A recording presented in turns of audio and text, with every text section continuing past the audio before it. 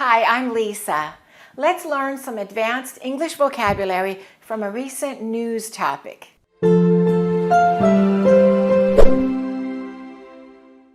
You are an advanced speaker of English, so you should be able to understand newspaper articles and magazine articles when you read them in English, and you should be able to have conversations about these topics with native speakers. But it's not that easy, is it? English has so many different expressions and a lot of words that you may not know even though you're quite advanced in your English skills. I'd like to help you with that. We will look at an article from Time magazine. We will analyze the vocabulary. I will teach you the meaning, and then I will give you some sample sentences so that you can practice using these words and expressions in different contexts. And then at the end, I will show you a list of the words that you just learned. It will be a little quick quiz or a little review. That way, you can test yourself to see if you remembered the words. The article that we will look at is from Time magazine. The title of the article is Why It Could Be a Long Time Before Gas Prices Come Down. It was published on June 16th, 2022. I have included a link to the article in the description below. The word gas or gasoline is American English, but in British English they say petrol, and that's what you put in your car, right?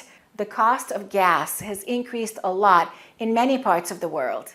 And this article talks about the situation in the United States and why gas prices will probably not go down soon. The article also talks about how this is impacting the lives of Americans. Okay, let's take a look at the article and we will learn some vocabulary. But first, I'd like to teach you a grammar point that maybe you don't remember from school or maybe you never learned it. Let's look at the first sentence. Gasoline prices hit $5 a gallon on average for the first time in U.S. history this week, and there's little sign that relief is coming soon.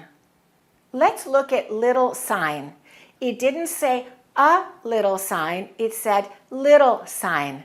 So we have little and we have a little, and they carry different meanings. What is the difference between little and a little? For example, if we say, I have little hope versus I have a little hope. Do you remember that rule from your grammar courses? When we add the it means that there is some hope and the situation is good. I have a little hope. Things are improving because we have a little hope. There is some hope.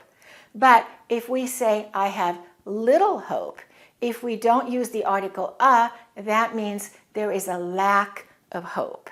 There's almost no hope. It's a negative connotation.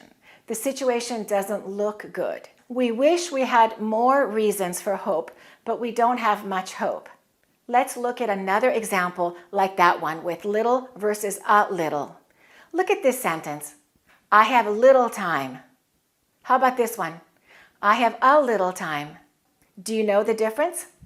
It's the same as in the last example. One has a negative meaning and the other one has a positive meaning.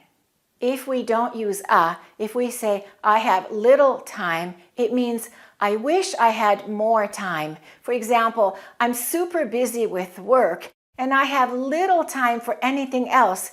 There is a lack of time. There's not enough time. But if you use and if you say I have a little time, that means I have some time and it's good. I'm happy that I have a little time. For example, we can say, I have a little time, so I will call my friend and we'll chat for a while. In the article, the sentence said, there's little sign that relief is coming soon. So that means there is almost no sign. It doesn't look good and relief will probably not come soon. Gasoline prices will continue to be high. Okay, let's look at the next paragraph and let's learn some vocabulary. The paragraph says, the pain can be felt at pumps across the country, but drivers in California are among the hardest hit. The average gallon of gas in the state has reached a whopping $6.43, according to the American Automobile Association. The national average price per gallon is $5.01, and the cost is above $5 in 21 states. As the war in Ukraine rages on and inflationary pressures reach new levels, lawmakers are scrambling to find a quick solution.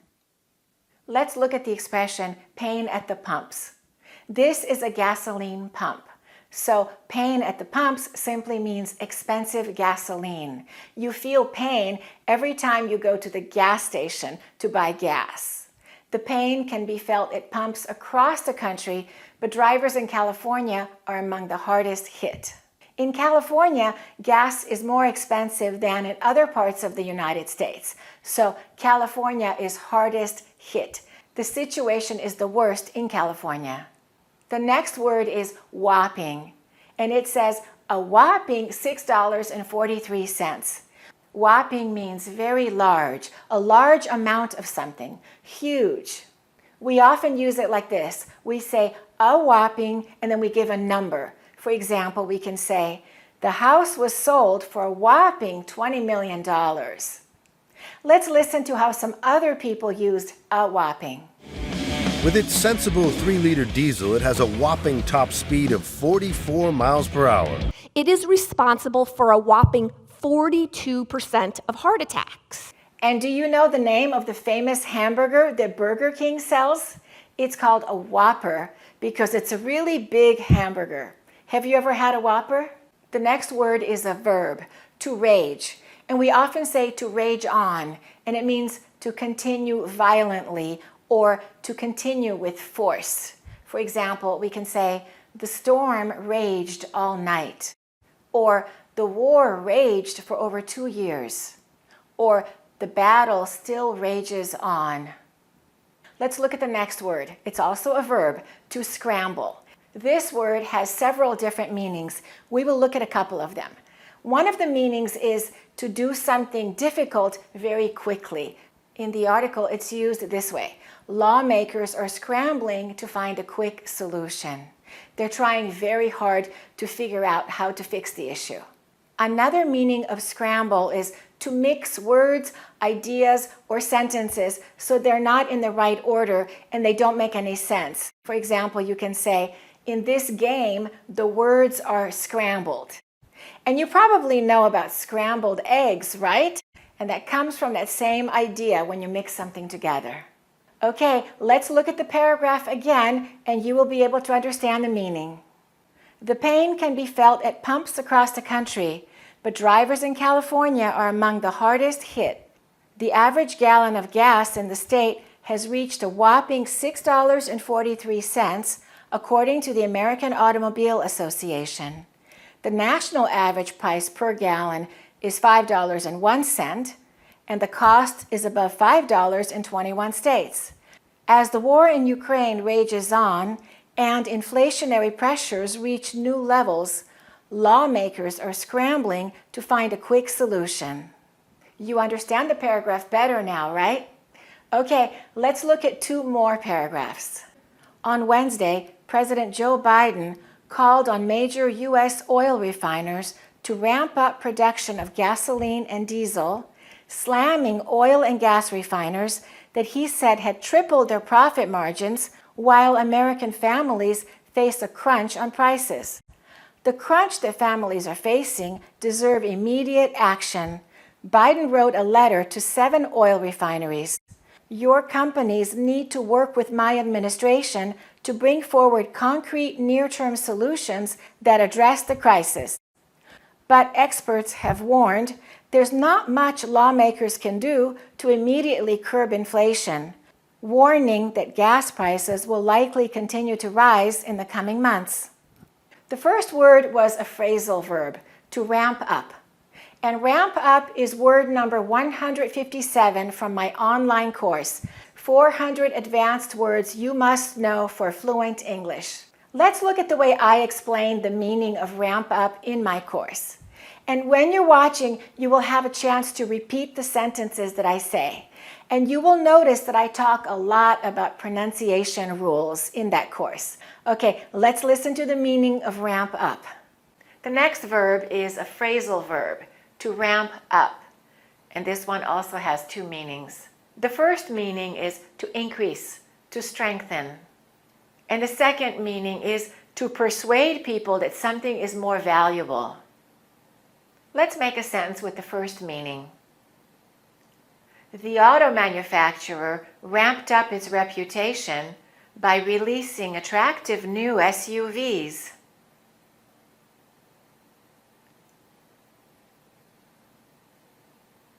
And let's look at the U in manufacturer and the U in reputation. Both of them are pronounced like this. U, manufacturer. Make sure you don't say oo. Same thing with reputation. Let's say that again, reputation. Look at the word releasing. Make sure that S is pronounced like a S sound and not like a Z sound. So it's not releasing, it's releasing. Releasing. And another difficult one is the word auto. That AU is only one sound. It's not ow, it's aw. Auto. Auto. And let's say the whole sentence again. The auto manufacturer ramped up its reputation by releasing attractive new SUVs.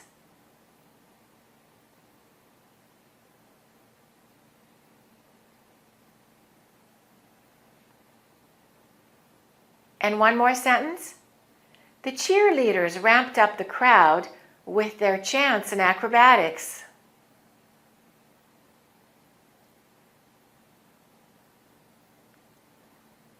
The cheerleaders ramped up the crowd with their chants and acrobatics.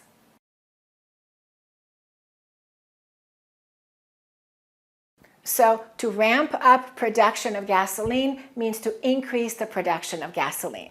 And in the course, there are downloadable PDFs and other practice exercises, along with downloadable audio, so you can listen and repeat anytime and anywhere. And we also practice the American accent in this course. I review many rules of pronunciation of English vowel sounds and consonant sounds, and I talk about word stress and linking. So you will learn a lot more than just advanced vocabulary in this course. You can take the challenge and you can master 200 words in 4 weeks. I created a curriculum for you to achieve that goal. And the words in this course come from actual newspaper articles. When I was teaching advanced English courses, each week I gave my classroom a newspaper article to read. And I taught them all of the difficult words in the article, and then we practiced using the words in conversations in class. And then the next day, I gave them a test on the word. Their vocabulary improved a lot. And most of those difficult words are now in this course, the 400 advanced words you must know for fluent English. So if you'd like to improve your vocabulary, I strongly suggest you get that course. Okay, let's go on to the next word, to slam. And to slam is used in an informal way in the article, and it means to criticize someone harshly, to attack someone verbally. For example, we can say, the film was slammed by all of the critics. That means everybody criticized it. The article said that Joe Biden slammed the oil companies, and that means he criticized them very harshly. But slam has another meaning. For example, if you shut the door with a lot of force or very loudly, you can slam the door. You can say, why did you slam the door? It woke me up. So when you're angry, maybe you slam it shut. You probably know the meaning of the next word, but some people may not, so I will teach you. To triple. Do you know what that means? So we have to double when it's 2, or to triple. 3, to become 3 times as much. For example, we can say, the company has tripled in size, or the population of this city has tripled over the past 20 years. It didn't double, it tripled, it increased 3 times. And when a woman has 2 babies at the same time, they're called twins. And sometimes a woman has 3 babies at the same time. What are those babies called? They're called triplets. We can say, she gave birth to triplets. Okay, let's go on to the next word. It's a noun. A crunch. A crunch is a difficult economic situation, a severe shortage of money or credit. A situation in which a business or economy has very little money. The article talks about American families facing a crunch. They're having problems paying their bills. They're struggling economically. Okay, let's look at the next expression, near term. And that means in the near future, not too far in the future. And we often say in the near term. For example, we can say, it is predicted that there will be further gas price increases in the near term. The opposite of near term is long term. So we can say, making this decision will cost us more in the short term, but it will be beneficial in the long term. What are your long-term goals? Let's look at this word. How do we pronounce it? Do we say address or do we say address? What do you think? It depends. It depends on if it's a noun or a verb. If it's a noun, we say address. We stress the first syllable. I need your address. May I have your email address? But if it's a verb, we say address. And in this article, it's used as a verb. It talks about near-term solutions that address the crisis.